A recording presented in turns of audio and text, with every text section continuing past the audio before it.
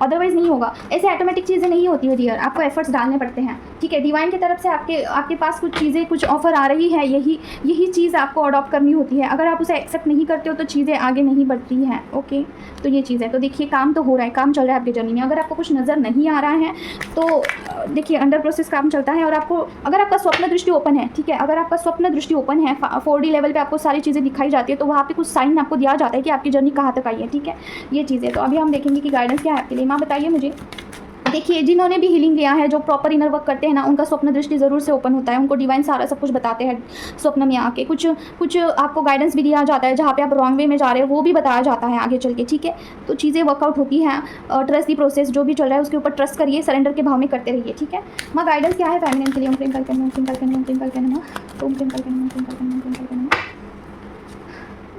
Okay, queen of pentacle का card. Okay माँ, ओम क्लीम कल करना, ओम क्लीम कल करना, ओम क्लीम कल करना, ओम क्लीम कल करना, ओम क्लीम कल करना, ओम क्लीम कल करना, ओम क्लीम कल करना, ओम क्लीम कल करना, ओम क्लीम कल करना, ओम क्लीम कल करना, ओम क्लीम कल करना, ओम क्लीम कल करना, ओम क्लीम कल करना, ओम क्लीम कल करना।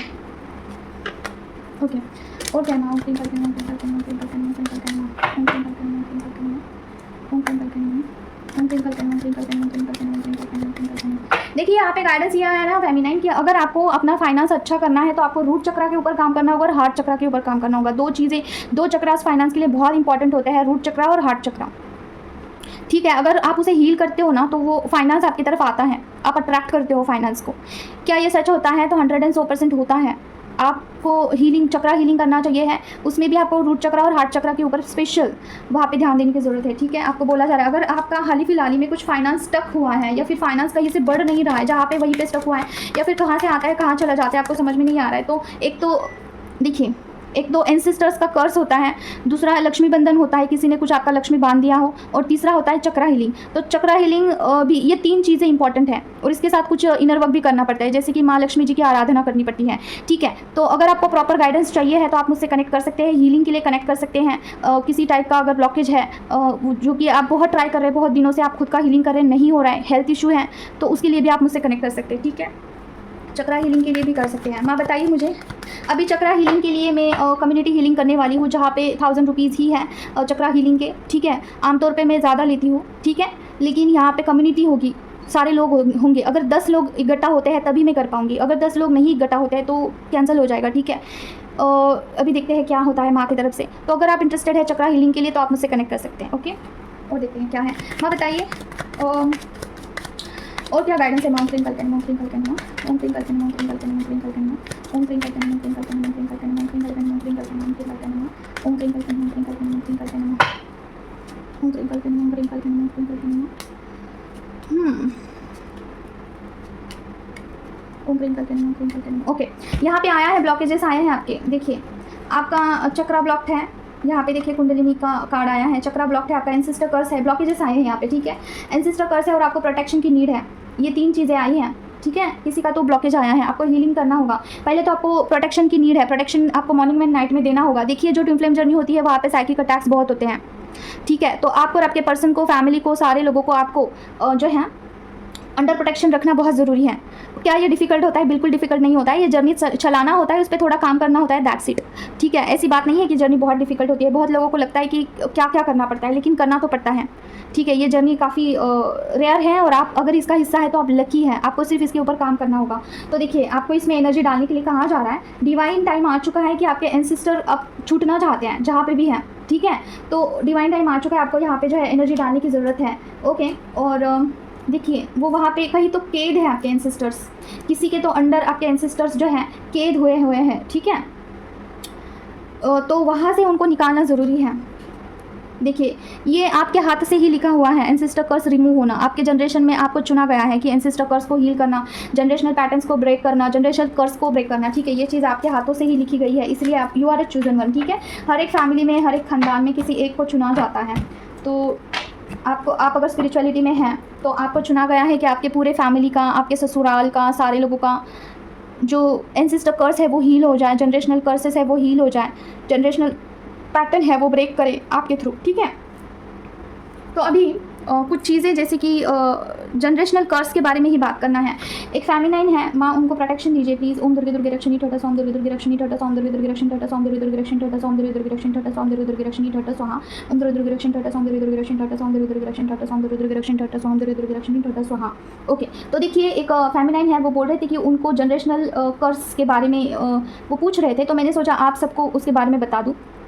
तो देखिए जनरेशनल कर्स क्या होता है कि आपके फैमिली में फॉर एग्जांपल कोई तो हो गए जो एंसेस्टर्स, मतलब कि अभी इस दुनिया में नहीं है, ठीक है, वो मर गए, कोई तो है, फॉर एग्जांपल मान लीजिए दादी है या फिर कोई है जिनको ना लव मैरिज पसंद नहीं है, ठीक है, फॉर एग्जांपल लव मैरिज पसंद नहीं है उनको, तो वो ना गुस्से में क्या बोल देगी कि जिन्होंने भी, अगर मेरे ख़ानदान में फॉर एग्जांपल वो बोलेगी कि उनके ख़ानदान में कोई भी लव मैरिज करता है तो वो टिकेगा ही नहीं, ठीक है, ऐसा अगर कोई कहता है तो वो कर्स बन जाता है, जनरेशनल कर्स, ठीक है, और फिर वो पीढ़ी दर पीढ़ी शिफ्ट होता रहता है और समझ में नहीं आता है कि एक पर्टिकुलर टाइम के बाद लव मैरिज टिकता ही नहीं है, पूरे जनरेशन में यही होता रहता है।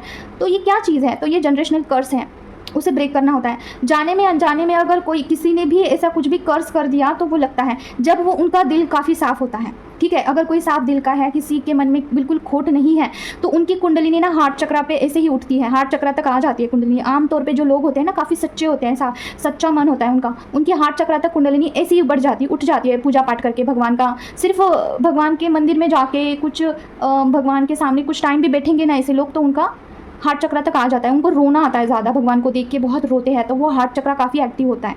तो ऐसे लोग अगर दिल से किसी को बद्दुआ देते हैं ना तो वो लग जाता है, और किसी को दुआ देते हैं वो भी लग जाता है, ठीक है। तो ये जनरेशनल कर्सेस हो जाता है। उसकी वजह से क्या होता है ना कि आपके किसी के भी खानदान में कोई लव मैरिज टिकता नहीं है, या फिर कोई ऐसा कर्स होता है ना मरने के बाद अगर उनको मोक्ष नहीं दिया जाता है, बहुत पीढ़ी दर पीढ़ी उन्होंने वेट किया इन सिस्टर्स ने कि इनके थ्रू मुझे मोक्ष मिलेगा, इनके थ्रू मुझे मोक्ष मिलेगा, लेकिन वो बैठते हैं और राह देखते हैं, लेकिन कोई उनको नहीं करता है, ठीक है। तो वो कुछ ऐसा उनका जो होता है ना, वो कुछ ऐसा एंसेस्टर कर्स बन जाता है, ठीक है, एक शाप बन जाता है कि कोई पैसा नहीं कमाएगा, कोई तरक्की नहीं होगी, वहीं पे रहेंगे, स्टक रहेंगे ये, ठीक है, तो वो कर्स बन जाता है। अभी जनरेशनल कर्स क्या है कि कोई ऐसा शाप जो कि पूरे खानदान को लग चुका है, ठीक है, ऐसा शाप।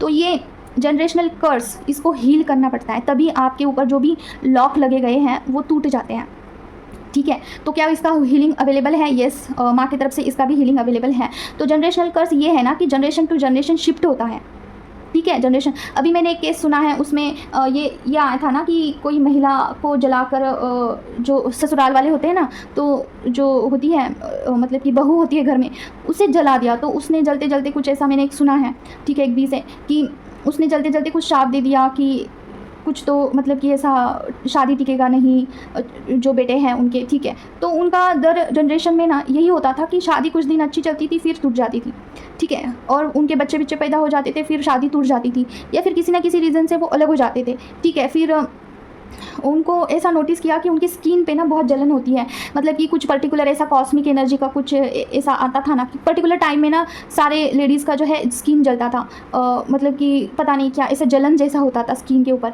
तो फिर पता लगाया कि ये क्या चीज़ है, तो उन्होंने कहा कि ऐसे बहू जो होती है घर में उनको जला दिया था, तो फिर तब से जो है कर्स लग गया है। तो ये चीज़ ऐसा होता है, ठीक है, इसको हील करना पड़ता है।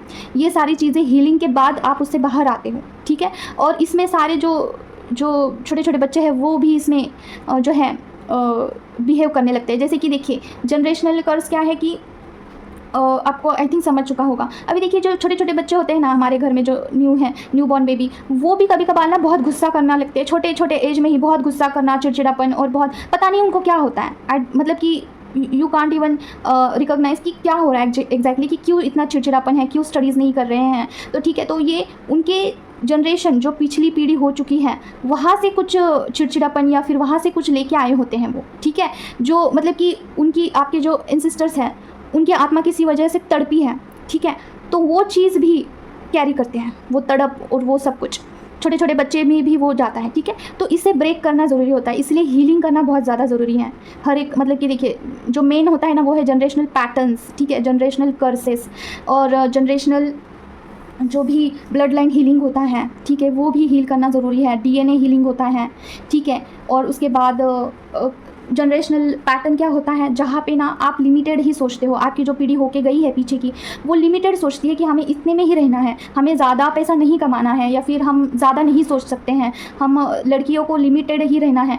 ये सारी चीज़ें लिमिट में होती है, वो पैटर्न होता है। तो आप चाह कर भी उस कवरेज से ऊपर नहीं उठ पाते हो, चाह कर भी। आपको नहीं समझ में आ रहा है ऐसा क्यों हो रहा है, बट आप चाह कर भी वहीं पर रहते हो। ठीक है, तो ये क्या है, जनरेशनल पैटर्न है जो कि आपको वहाँ पे स्टक करता है, उसी एनर्जी में आप रहते हो। ठीक है, तो ये सारी चीज़ें हीलिंग से चली जाती हैं। ठीक है, तो ये चीज़ है, तो ये सारी चीज़ें अवेलेबल हैं। तो किसी फेमिनिन ने मुझे पूछा था, तो मैंने आपको पास ऑन किया है कि जनरेशनल कर्स क्या होता है। ठीक, और एक चीज़ बतानी थी, जैसे कि बहुत सारे फेमिनिन को कंफ्यूजन होता है कि कार्मिक कौन है और ट्विन फ्लेम कौन है, समझ में नहीं आता है। देखिए, कार्मिक पर्सन और ट्विन फ्लेम पर्सन, इसमें 80% सिमिलैरिटी होती है। कार्मिक को देख के भी ऐसा लगता है कि काफ़ी खास रिश्ता है, और ट्विन फ्लेम पार्टनर को भी देख के ऐसे लगता है कि काफ़ी खास रिश्ता है। देखिए, कार्मिक के साथ ऐसा क्यों होता है, क्योंकि उनके साथ कोई कर्मा जुड़ा होता है। अगर आप उनसे प्यार नहीं करोगे, उतना इंटेंस कनेक्शन नहीं फील करोगे, तो वो कर्मा कैसे क्लियर होगा जो कि आप एक साथ मिलकर काटने वाले हो? वो तो चीज़ें नहीं होगी ना। इसीलिए कार्मिक के लिए भी सेम फीलिंग होती है, लेकिन कार्मिक में ऐसा होता है ना कि वो आपको लो वाइब्रेशन में लेके जाता है।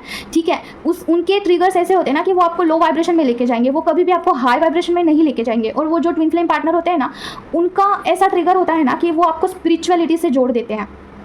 ठीक है, और आपकी कमियां आपको दिखाते हैं, जैसे कि वो आईना होते हैं। ठीक है, और जो कार्मिक पर्सन होते हैं ना, वो हमेशा आपको ट्रिगर करते हैं, आपकी कमियां आपको दिखाते हैं, लेकिन उनको आपके इमोशन से कोई मतलब नहीं है। आपके इमोशंस, आपके फीलिंग्स, उनको कोई मायने ही नहीं रखता है। उनको सिर्फ ये होता है कि मेरा जो है कर्मा क्लियर करना है, दैट्स इट। वो काफ़ी प्रैक्टिकल होते हैं। और आपके जो ट्विन फ्लेम पार्टनर होते हैं ना, वो कनेक्शन, आपका इमोशनल कनेक्शन उनसे अटैच्ड होता है। ठीक है, ये फ़र्क है, दोनों में काफ़ी फ़र्क है। उनको इमोशनली अट्रैक्शन फील होता है, और कार्मिक पर्सन को कोई फीलिंग्स नहीं होते हैं, लेकिन एक कनेक्शन होता है जो कि कर्मा का होता है, बस दैट्स इट। कर्मा क्लियर होने का ही एक वहाँ पे मकसद होता है। कर्मा क्लियर होने के बाद आपके जो कार्मिक पर्सन हैं, वो एक तो सोलमेट में कन्वर्ट हो जाते हैं, या फिर आपको छोड़ के चले जाते हैं कर्मा क्लियर होने के बाद। ठीक है, कर्मा यहाँ पे 2 प्रकार का आता है, good Karma, bad Karma. Good Karma ये सोलमेट में आता है, और बैड कर्मा कार्मिक होता है। ठीक है, तो दोनों भी कर्मा खत्म होने के बाद पर्सन आपकी लाइफ में 1 मिनट भी नहीं टिकता है। अगर टिक रहा है, अगर पर्सन कनेक्टेड है, मतलब कि कर्मा अभी भी बाकी है, शेष है। ठीक है, तो ये चीज़ है। तो इसलिए हमेशा बोला जाता है कि ट्विन फ्लेम पार्टनर से शादी करनी चाहिए है, क्योंकि उनके साथ कोई कर्मा क्रिएट नहीं होता है। अभी देखिए, बहुत सारे लोग क्या करते हैं, अपनी बसी बसाई ज़िंदगी को छोड़ के ट्विन फ्लेम पार्टनर के पास जाना चाहते हैं। नहीं, ये भी रॉन्ग है, ये भी नहीं करना है। अगर आप सिंगल हैं, अगर कार्मिक पर्सन ने आपको छोड़ दिया है, आपके पास कोई ऑप्शन नहीं है, और ट्विन फ्लेम पार्टनर आपको एक्सेप्ट करने के लिए राजी है, तब आप जा सकते हैं। वो डिवाइनली सारी चीज़ें क्रिएट होती है। ठीक है, जहाँ पे सारी चीज़ें स्मूथली होती है, आपको कुछ करने की ज़रूरत नहीं होती है, फोर्सफुली आपको कुछ नहीं करना है। डिवाइन टाइम आएगा तो सारी चीज़ें स्मूथली हो जाती है। और कैसे होगी, ये हमें देख कर फिर ये होता है ना, आश्चर्य होता है कि ये कैसे हो गया, इतने आसानी से कैसे हो गया। ठीक है, वो डिवाइन करते हैं भी, वो कैसे करना है, क्या करना है, डिवाइन को पता है। अगर आप ऑलरेडी मैरिड है, इट्स मीन्स कि आपको कर्मा क्लियर करना है, तो ज़बरदस्ती वहाँ पे तोड़ने का कोशिश भी नहीं करना है, क्योंकि नेक्स्ट कोई दूसरा पार्टनर मिलेगा ना, वो भी कार्मिक ही होगा अगर आपने कर्मा क्लियर नहीं किया तो ज़्यादा से ज़्यादा इनर वर्क करिए, कर्मा के ऊपर काम करिए, ब्लॉकेजेस के ऊपर काम करिए, और आप अपने लाइफ को बेटरमेंट की तरफ लेके जाइए। ठीक है, तो बस यही है आज के लिए। आप मुझसे कनेक्ट कर सकते हैं गाइडेंस के लिए, कार्डिंग के लिए, हीलिंग के लिए। ठीक है, मिलते हैं नेक्स्ट वीडियो में। Till then take care of yourself. ओम क्रीम काल के नमः। जय मां काली।